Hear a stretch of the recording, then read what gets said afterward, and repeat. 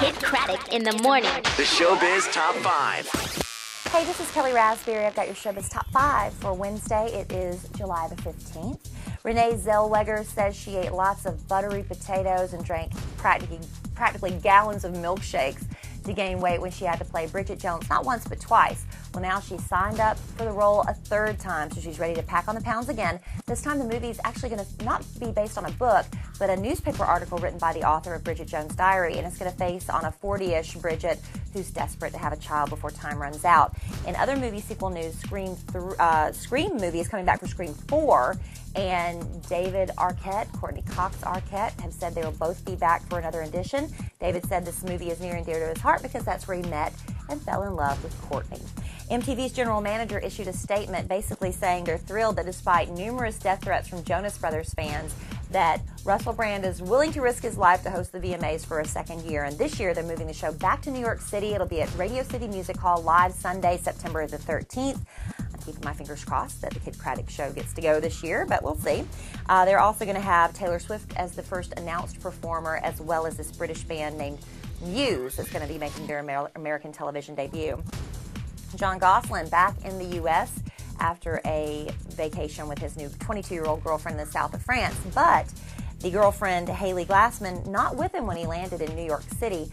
Apparently, she's not too thrilled with the mug shots that have been posted all over the internet and how she's being depicted as this pot-smoking party girl. And sources are saying the only reason Haley went out with John in the first place is because she saw it as an opportunity to get famous. And being famous isn't apparently as fun as she thought it was going to be. Tito Jackson finally talking about his brother's death to a British magazine. He says that the three sisters, LaToya, Rebe, and Janet, and a couple of the brothers, Jackie and Rando, all decided they were going to stage an intervention with Michael several years ago at Neverland Ranch because they were sure he was addicted to painkillers. So Michael had strict orders with his bodyguards to keep the family away, but the brothers and sisters managed to, barge through. They confronted Michael, who adamantly denied he had a problem. He had an in-house doctor there with him who also tried to explain to the family Michael's in perfect health, but now we're hearing all these doctors were just enabling Michael with his addictions.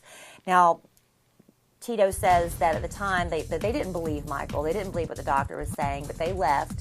They tried several more times, several different occasions for hours to get through to Michael.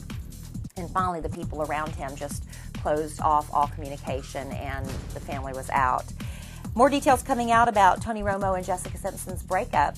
Now, reportedly, he flew in on Thursday of last week to spend a little time with his woman before the Ken and Barbie themed birthday party Friday night, celebrating Jessica's 29th birthday.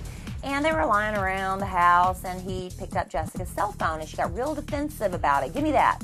And Tony thought, well, what's the big deal? Obviously, you're trying to hide something from me. So he checked her text messages, and sure enough, there were texts from her ex, John Mayer. That didn't sit too well with Tony. Don't know what was in those messages, and this is just gossip. We don't know if it's true or not, but sources say he dropped her on the spot, literally walked out of the house, and hasn't seen her since.